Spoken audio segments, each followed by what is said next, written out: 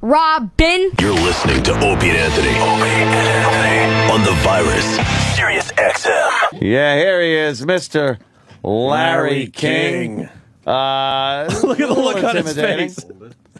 Yes, sir. I know you're thrilled. We are thrilled. We are thrilled, sir. We have watched you for many years. Try to hold it down. Okay.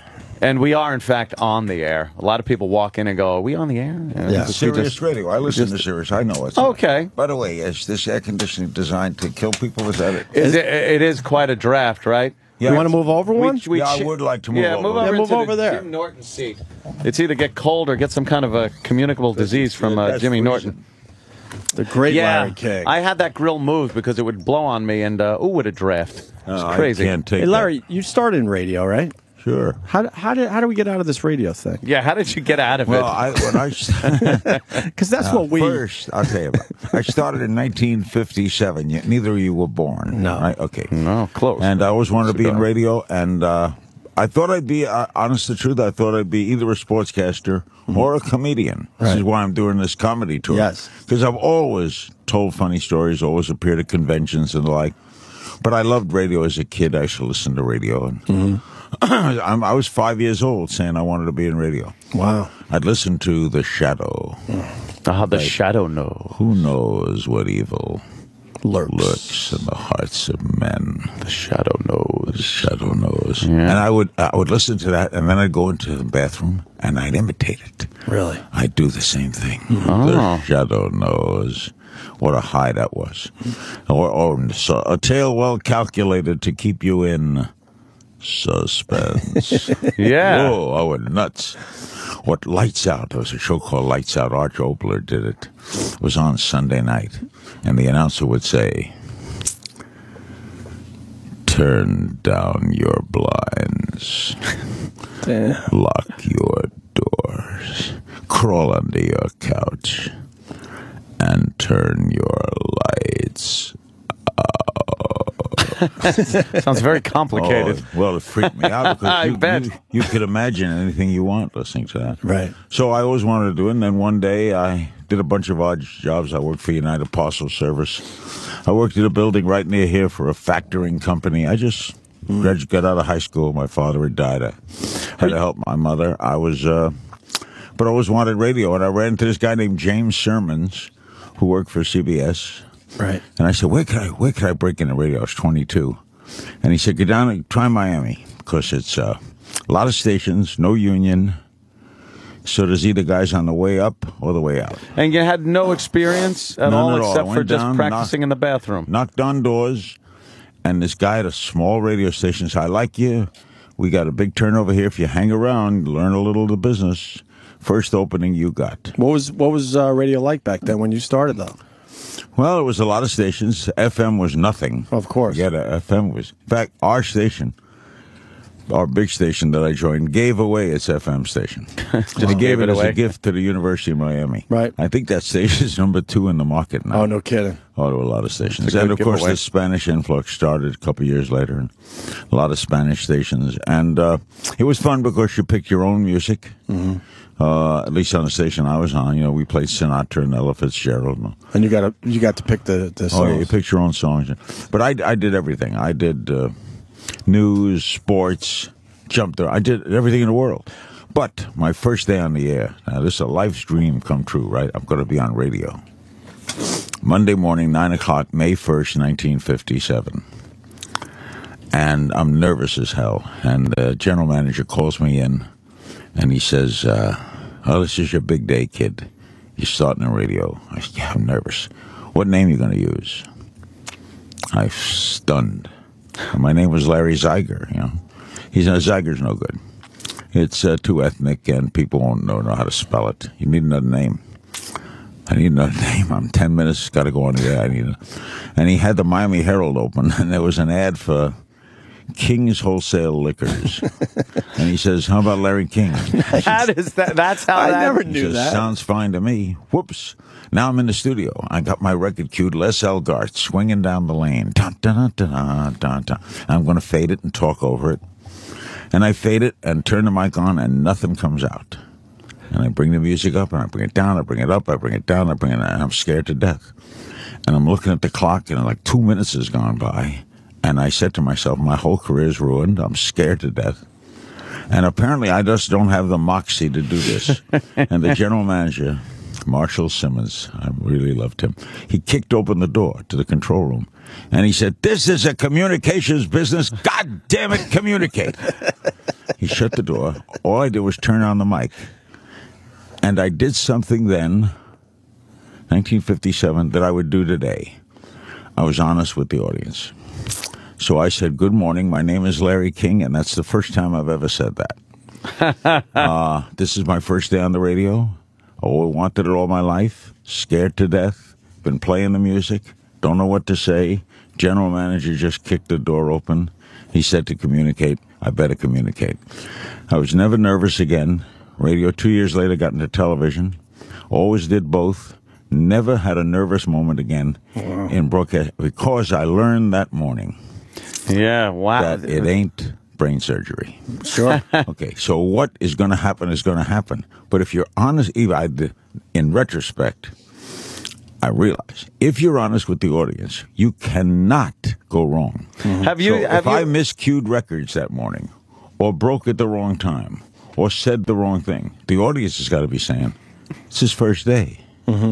Have you ever thought you've been too honest with the audience at times? Because I know that when we do this show, especially if it's a slow news day, you'll notice certain things will come out of us that we might not bring up on an ordinary news-filled day. No, because I used to do a morning show. That's where I really started to get famous, was doing a funny morning show.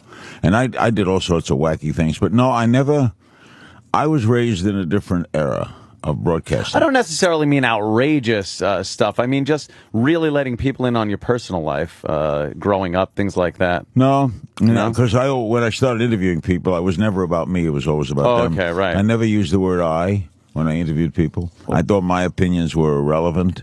Like a lot of guys today, I don't like because they're soap opera guys. Well, I don't learn anything. I never learned anything when I was talking. My dumb opinion on you, that's why you're a great interviewer. You let the guest talk. I let the guests talk. I listen. It's so I follow simple. up. If you think about it, but a lot of these guys, they have to talk just as much as the guest. And my friend Herbie Cohen says, "You know why you're successful? One, you created a vacuum and filled it. Second, you're dumb." That's the truth. You're like, why? Why did you do that? The simplest question. All these guys figure when we had the first Gulf War, we must have done 70 straight nights on that war. Worked Fridays, Saturdays, Sundays. And my question, people came over to me and said, "You asked the same first question every night, which was, what happened?" Yeah. I would have reporters on, generals, people involved, people over there. What happened? But most guys think that they have to look smart. So they start to say, today, well, and here's my opinion. The simplest thing is, if you say what happened, one, you learn a lot. You learn it from their point of view. I wasn't there, so I don't know more medicine than doctors. I don't know more law than lawyers. I understood that. Right. And I always knew that I'd be there tomorrow night. I'm going to be there tonight. It's my show. That's what the name says. That's what we say all the time. Well, and I want my guests to be great. I want them to be super great. Because they're going to say, the Larry King show was great last night. If I did comedy, right, I want the comedian to be funny. Why would I want him not to be funny? I don't want to top him. I got to jump in. That's been our secret for many years. There's a lot of radio guys that feel like they have to be the funniest guy in the room when you have a really funny guy on. And I've told Anthony over the years, we'll get credit no matter what. And if the guy's killing, if Larry King is killing right now, I'll go home and my people around me go, "Wow, the show was great today." If people listening to me and they find this interesting, that little story I just told, breaking the Somebody found that interesting. Where did it happen? On Opie and Anthony. Right. So I'm gone. You're here tomorrow. Right. So if this show is good, they say, "What, Opie and Anthony?" I wonder if we've got that philosophy from Larry King, because that's something we completely believe in. I got to go back. You said you've never been nervous since your first broadcast. I don't believe that. All those people you've talked to over the years, no one really got you nervous inside. Nervous for a moment. A little bit here, a little bit there. Frank Sinatra. Frankie. Of course, he was hard to get, and Jackie Gleason got him for me. And I never thought he'd show up, and he owed Gleason a favor, and that's why he came. Wow. And we later nervous from Gleason. We later became friends. No, I was never nervous for Jackie. We're big Gleason Jackie fans. made it. Oh, Jackie was my mentor. That guy. When Jackie came down to Miami, they rented a train. They took a whole Amtrak train, and I was on that train. No kidding. Yeah, I flew up from Miami, and I flew down, and then I hosted the Welcome Jackie Gleason dinner. I did a lot of emceeing. Right. That's why doing comedy is very not new to me. And so I stood on stage with him, and then he used to come on my show. Came on my. He was an Insomniac, so he'd call in the middle of the night. Wow. And he came on my television show. First time he came on, he changed the whole set. He didn't like the set. So we broke into the general manager's office, and he brought new chairs in, and he lit it. He wanted it lit differently. Jackie was a genius. We love Jackie. I was just talking last night about The Honeymooners was on, and I was like, you know, what show in this day and age can you say in 50 years from now is still going to be on and still be hysterically funny? My driver, when I'm in New York, Joe, he has all the tapes, and he plays them. Over and over again. You can watch those. You don't get sick of them. They them. never lose. He let me, when they went down to Miami, they did hour shows, and they did them in color, and they did it with music, and it was very creative. And he let me sit in on writers' meetings. And it was really wild to watch those writers go. Because the Honeymooners, when you think about the Honeymooners, what problems he gave the writers, for example, never saw the bedroom. Right, yeah. Never had a phone. So you could never introduce a gag using the phone, where sitcoms always use the phones. The phone, that terrible phone call. You know, 2 episodes he had a phone, I believe. Yeah, they had a phone. He couldn't take it. They had a phone. hid it in the drawer. Yeah, hidden in the drawer. And the one where he had the counterfeit money and bought the phone. Gave the guy $100 just to take the clicking out of the phone. And then and Norton was a genius. You had to come to the door or look out the window or go to the raccoons. Right. The raccoons where they wave the back of their... Yeah. That was but Jackie was a comedic genius. Never rehearsed. Wow. He had a guy built just like him, a friend of his for years, who would do all the rehearsals. And he'd watch the rehearsals on a tape, and then he watched all the scenes. So, as Art Carney once told me, it was really weird.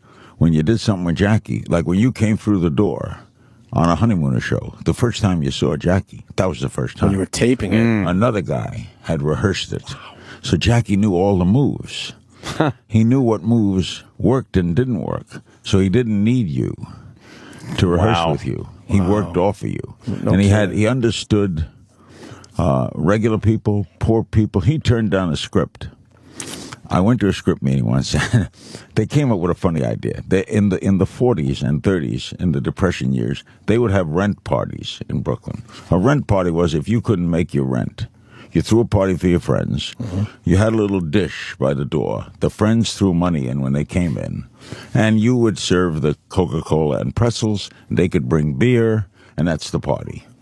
And funny things happen. Money gets lost. Things get lost. And I'm sitting in this writers' meeting, and it was really funny. It had a million jokes. And now Jackie comes in, and they read it for Jackie. And he's laughing. Yeah! And he's pounding the desk. And he says, "Nah, I won't go." Kill it. Why? Because Cramden would never throw a rent party. He had too much pride. He could never ask people to come and give him money. Yeah, that would be out of character for Rob Cramden, yeah. So they go through this whole time, and all the writers look deflated. He says, "But we can come up with another idea, and you could use that joke there and put that one in this." So the jokes wouldn't be lost. The jokes would not be lost, but the concept was lost. What a great thing to have, memories of actually hanging out with Gleason. That's amazing. That's the only part of growing old that's good. How did you... the rest is a bitch. How did you go Anyone who tells you these are the golden years is a freaking liar. Crap. These are not the golden years. Gregorio! Antonio! Amy. The Virus. Sirius-XM. This is the Opie and Anthony Show.